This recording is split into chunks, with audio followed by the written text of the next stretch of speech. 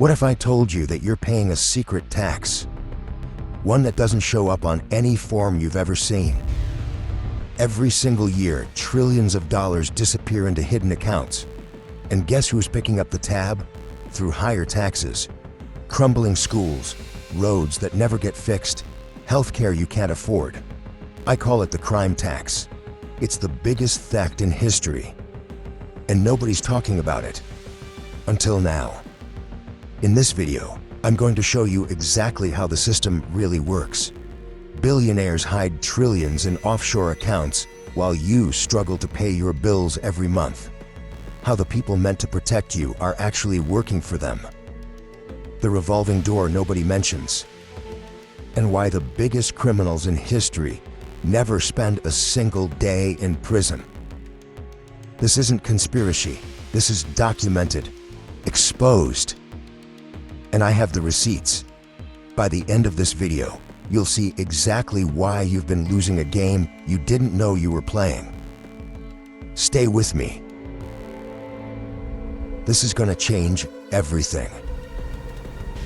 What if I told you that every single year, you're paying a tax that doesn't appear on any form, isn't collected by any government, and goes directly into the pockets of people who already have more money than they could spend in 1,000 lifetimes?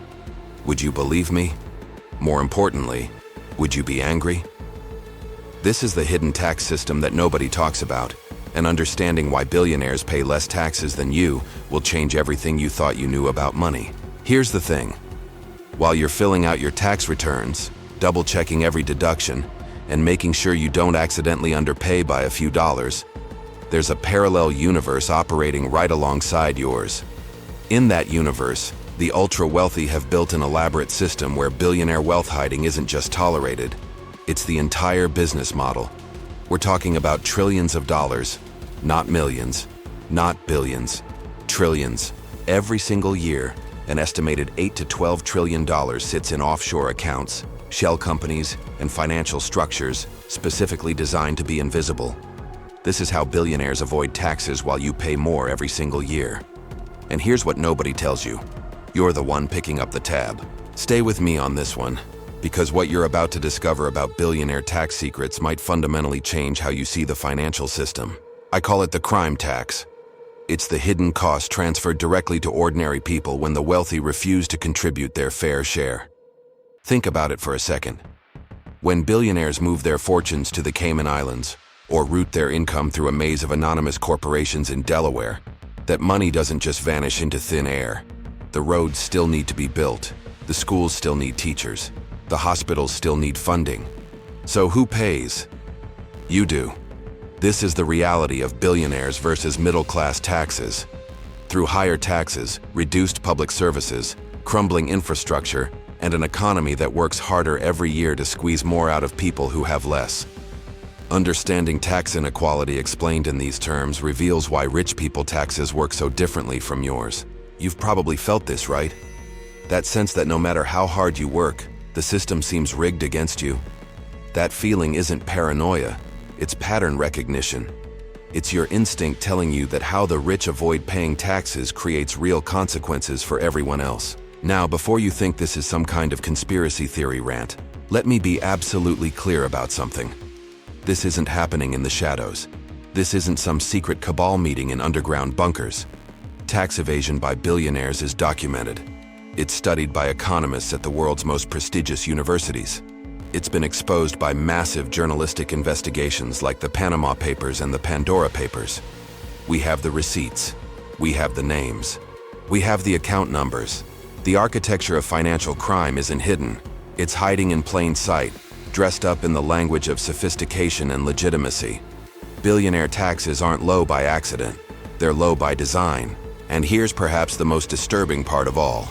The system was designed this way on purpose. The complexity, the billionaire tax loopholes, the offshore jurisdictions, the army of lawyers and accountants, none of this is accidental. It was constructed piece by people who understood that the best way to commit a crime is to make sure it doesn't look like one. When something is technically legal, nobody goes to prison. When nobody goes to prison, nobody asks questions. And when nobody asks questions, The money keeps flowing upward while the costs of wealth inequality taxes keep trickling down to you and me. So how did we get here? How did Wall Street transform itself into what essentially operates like organized crime with better suits and fancier offices? How do billions disappear into island nations, smaller than some shopping malls? And most importantly, why do the rich pay less taxes while the system meant to protect you seems to work so hard to protect them instead? What I'm about to show you about billionaire tax secrets isn't comfortable. It's not designed to make you feel good. But if you stick with me through this entire journey, you'll understand exactly how the game is played, who's playing it, and why you've been losing without even knowing you were at the table. Before we go deeper into this rabbit hole, I want to pause for just a moment and talk directly to you. Because here's the truth. This kind of content doesn't get pushed by the algorithm. Videos about billionaire tax evasion and financial crime don't exactly make the platform happy. They don't go viral the way celebrity gossip or cute animal clips do. So the only way this message reaches more people is if you help it get there. If what I've shared so far is resonating with you, if you've ever felt that invisible weight of a system that seems designed to work against regular people, I want to hear from you.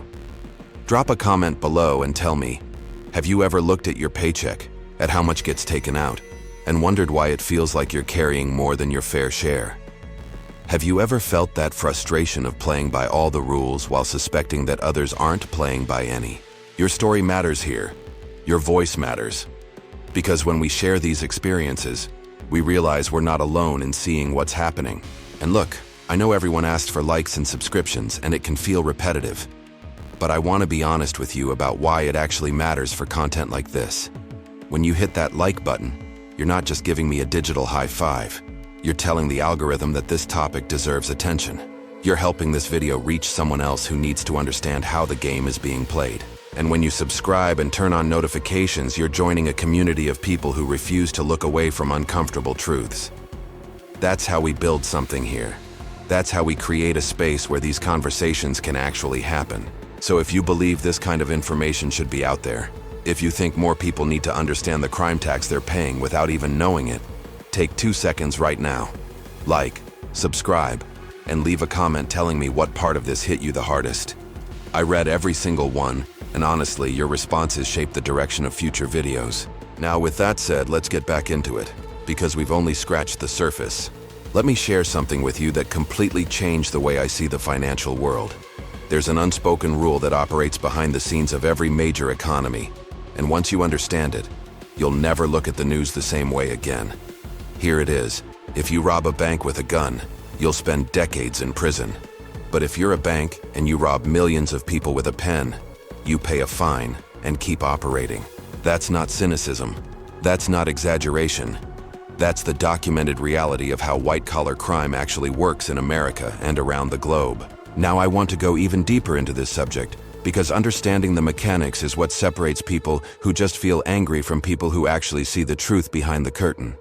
There's a playbook that Wall Street and corporate criminals have perfected over decades, and it rests on 3 fundamental pillars: complexity, distance, and respectability.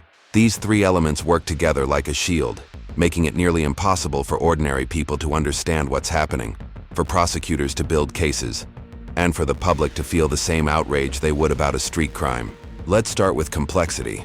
When someone steals your wallet on the subway, the crime is obvious.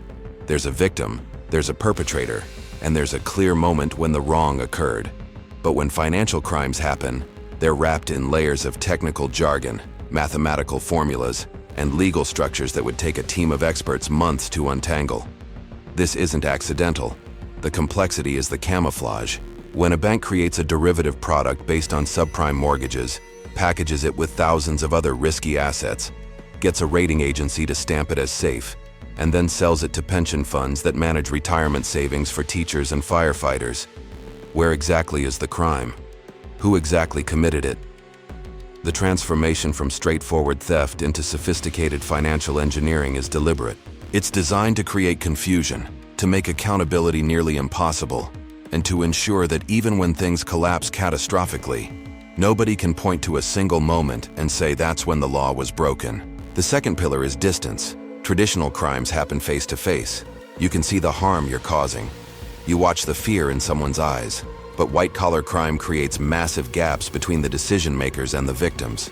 A CEO sitting in a Manhattan boardroom authorizing fraudulent practices will never meet the family in Ohio who loses their home because of it. A hedge fund manager manipulating markets will never shake hands with the small business owner whose retirement account gets wiped out. This psychological and physical distance makes it easier to commit these acts without feeling the moral weight of them. It also makes it harder for the public to feel visceral outrage. When we hear that a bank defrauded customers out of billions, it registers as an abstract number, not as millions of individual stories of devastation and broken dreams. And then there's respectability, perhaps the most powerful shield of all. The people who commit these crimes don't look like criminals. They wear expensive suits. They attend charity galas. They sit on the boards of museums and universities. They're interviewed on financial news networks as experts. This veneer of legitimacy creates a mental block in how we process their actions. We've been conditioned to associate crime with certain images, certain neighborhoods, certain types of people. When someone who looks like a pillar of the community commits fraud on a massive scale, our brains struggle to categorize it correctly, and this is exploited ruthlessly. Think about the 2008 financial crisis for a moment. This wasn't some natural disaster that just happened. Major financial institutions knowingly created and sold products they internally described as garbage. They bet against the very products they were selling to their own clients. They lied to regulators. They manipulated ratings. And when the whole thing collapsed, it didn't just hurt Wall Street. It devastated the global economy. Millions of people lost their homes. Retirement accounts evaporated overnight. The impact rippled through communities, destroying small businesses, breaking up families, and creating economic trauma that entire generations are still recovering from. Trillions of dollars in wealth vanished, transferred from ordinary people to a small group who saw the collapse coming and positioned themselves to profit from it. And here's the revelation that should make your blood boil. How many executives went to prison for this? Not how many were investigated. Not how many faced civil suits. How many actually went to prison for orchestrating what many economists consider the largest financial fraud in human history? The answer is essentially zero. A handful of lower-level employees faced consequences. But the decision-makers, the architects of the catastrophe, walked away with their fortunes intact. Some of them even received bonuses funded by taxpayer bailouts. The journey from committing one of the largest crimes in economic history to facing zero personal accountability is a masterclass in how the system protects its own. Now contrast that with how the justice system treats other types of crime. In America, people serve years in prison for non-violent drug offenses. 3 strikes laws have put people behind bars for life for stealing small amounts of merchandise. The bastidors of the legal system reveal a stark truth. Punishment is distributed not based on the harm caused, but based on who causes it and who the victims are. When the perpetrators are powerful and the victims are dispersed across the population, accountability becomes optional.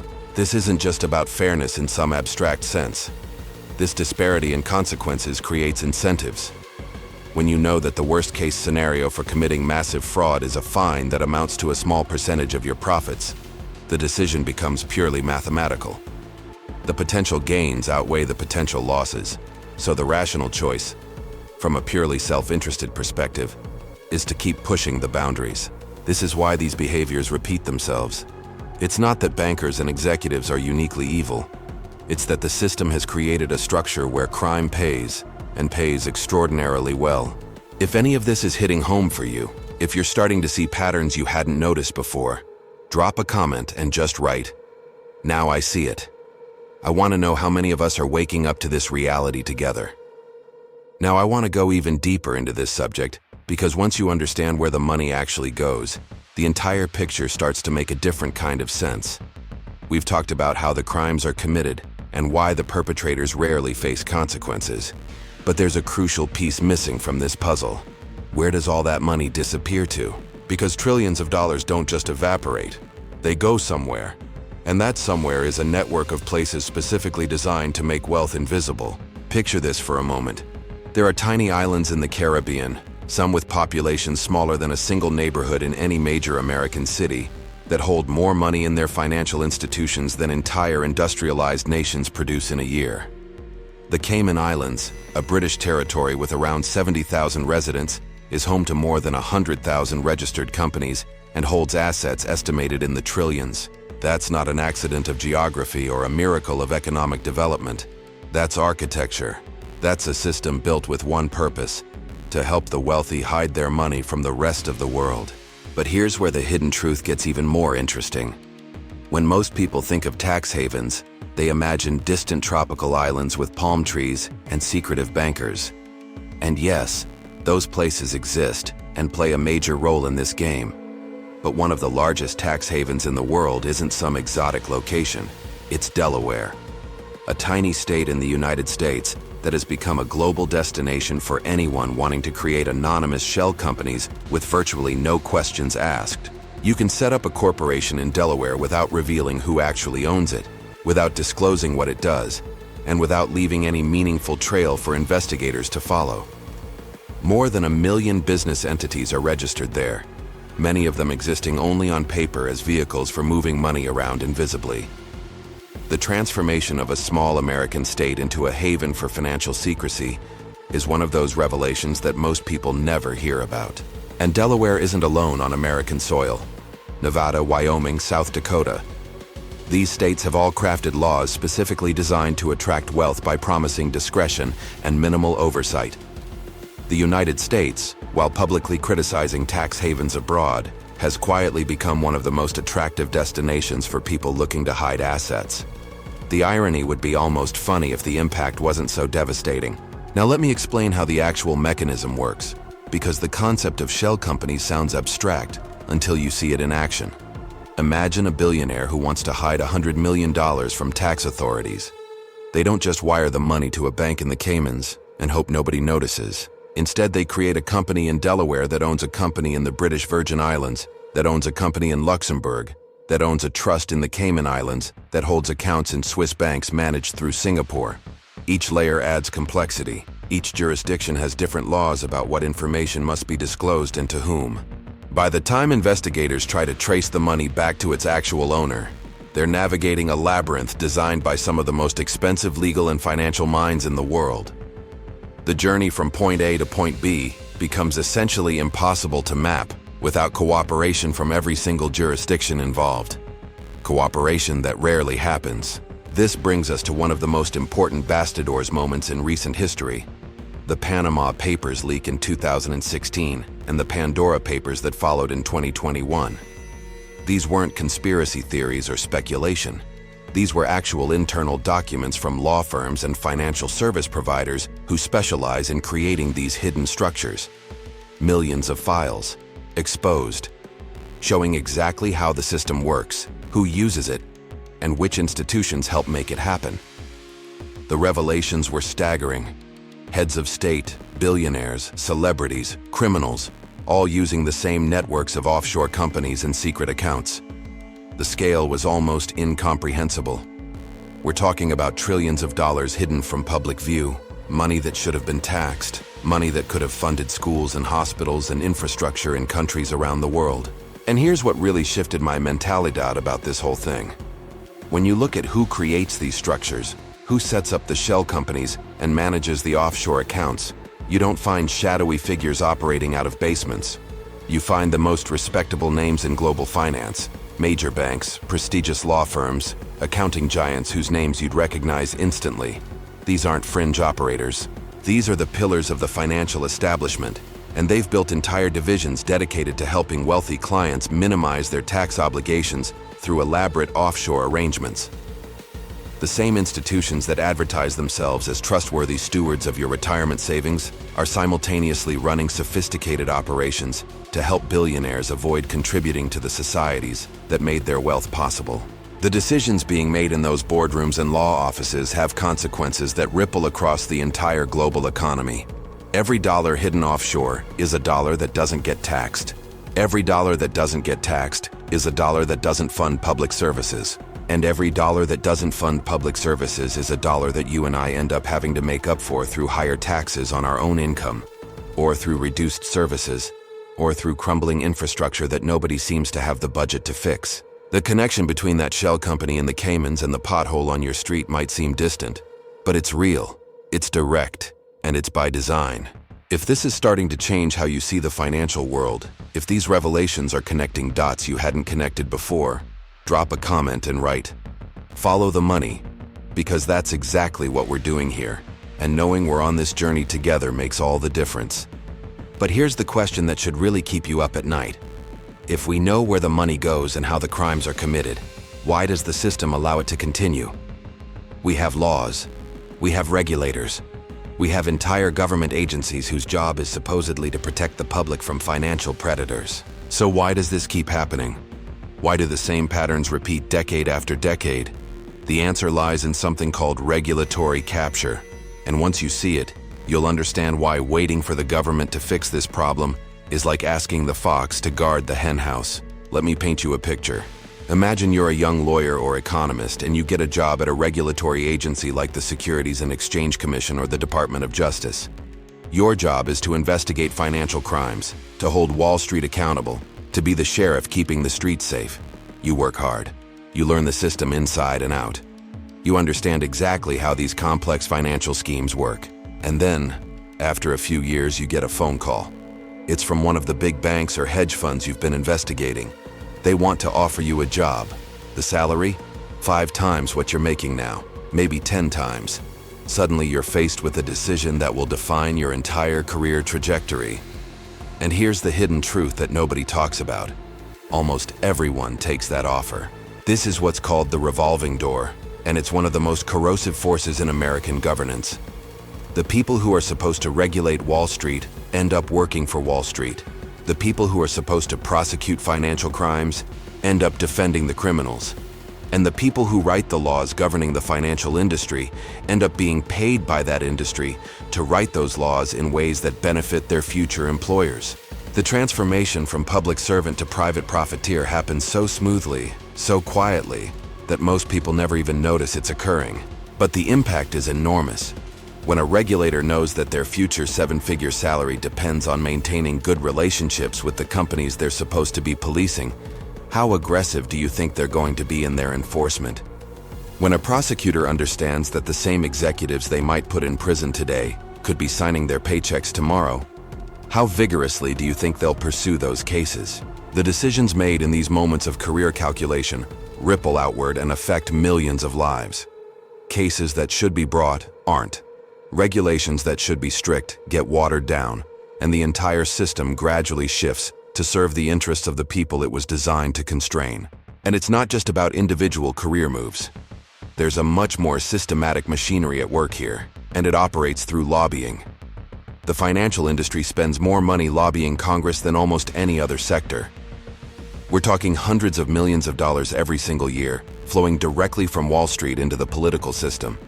This money doesn't just buy access, it buys outcomes. It funds the campaigns of politicians who sit on banking committees.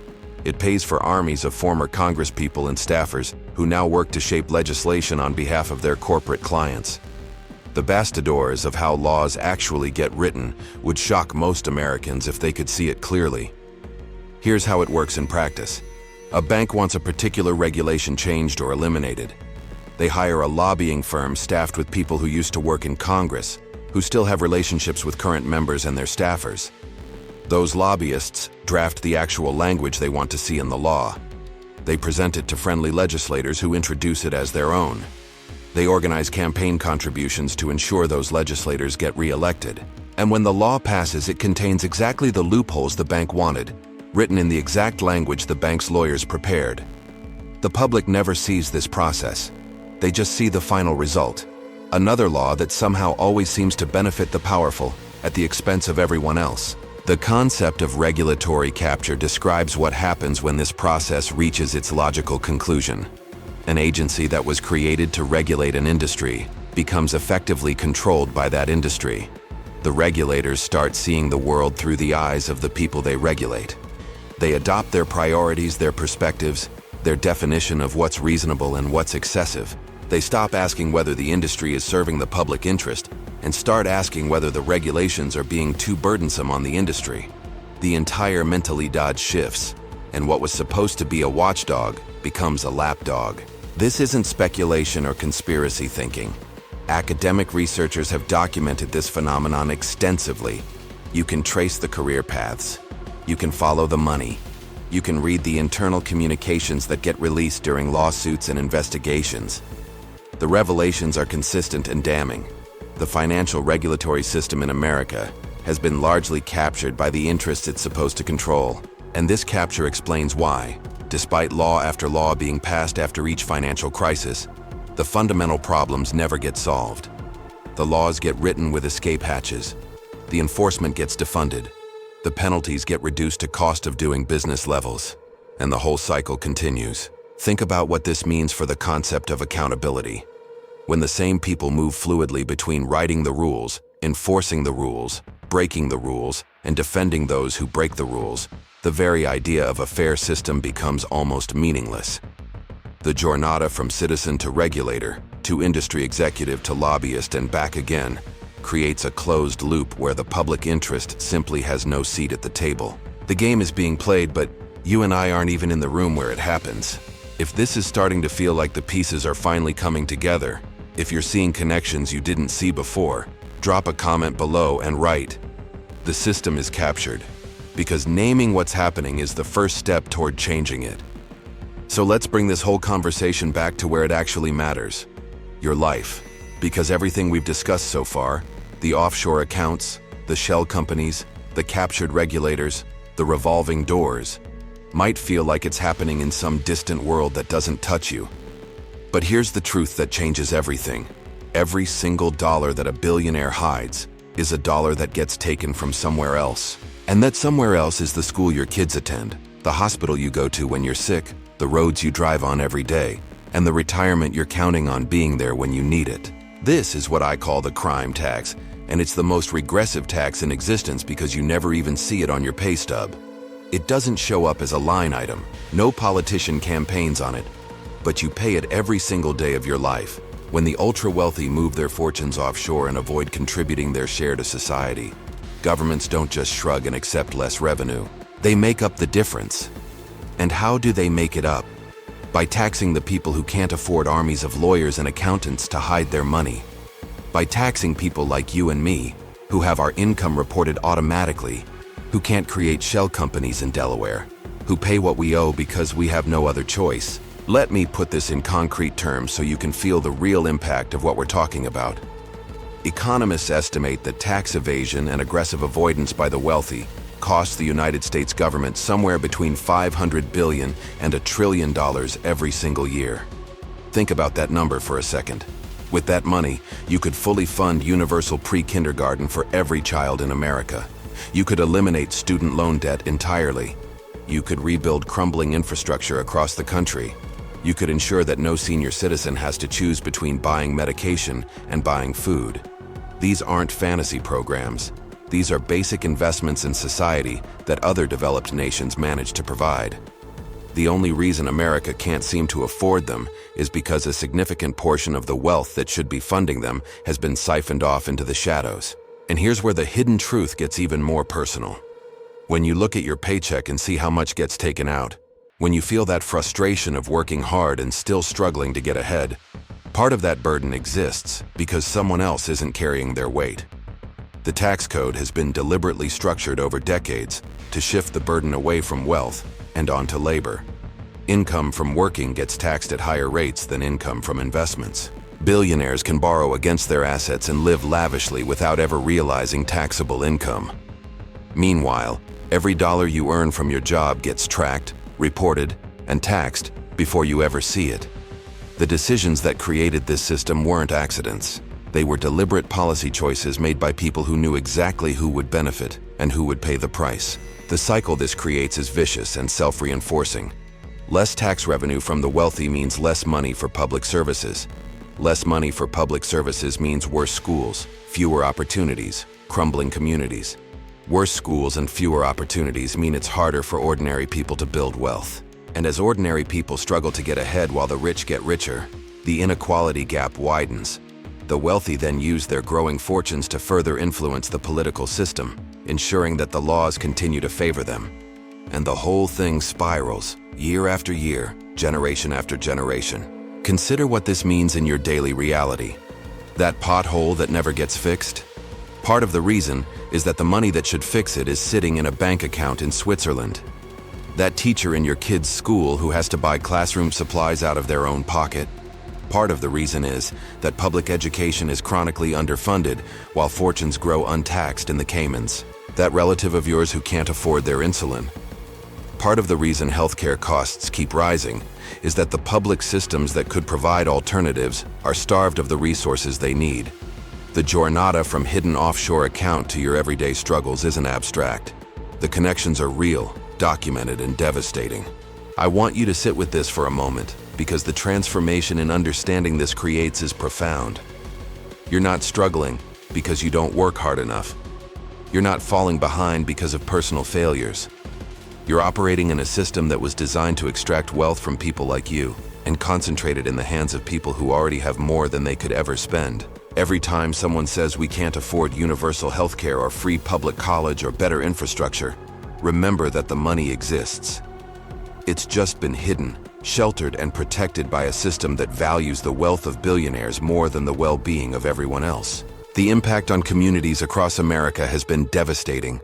Small towns that used to have thriving middle-class populations now struggle with poverty, addiction, and despair. Cities can't maintain basic services. States cut education budgets year after year. And all the while, the stock market hits record highs and billionaires add more zeros to their net worth. This isn't a coincidence. This is cause and effect. This is the crime tax being collected from every corner of the country, transferred upward through a system that most people don't even realize exists. If this is making you see your own situation differently, if you're starting to understand that your struggles aren't just personal but systemic, drop a comment and write, "I've been paying the crime tax," because recognizing what's being taken from you is the first step toward demanding something different. At this point, you might be feeling something heavy sitting in your chest. Maybe it's anger. Maybe it's hopelessness. Maybe it's that familiar sense of powerlessness that comes when you realize just how rigged the game really is. And honestly, that reaction makes complete sense. Everything we've talked about, the hidden money, the captured regulators, the revolving doors, the crime tax you pay every day, it's designed to make you feel like there's nothing you can do. They want you to believe the system is too complex, too entrenched, too powerful to ever change. But here's what I need you to understand. That belief is their greatest weapon against you. And it's a lie. The hidden truth is that transparency is the one thing that terrifies the people benefiting from this system. Think about it. Everything they've built depends on secrecy. The offshore accounts only work because nobody can see inside them. The shell companies only function because ownership is hidden. The regulatory capture only succeeds because most people don't know it's happening. The moment you shine a light on any of these structures, they start to crumble. And we've seen this happen. The transformation doesn't just feel possible. It's already begun in places around the world. Let me give you some concrete examples of what works. After the Panama Papers exposed billions in hidden wealth, countries around the world were forced to act.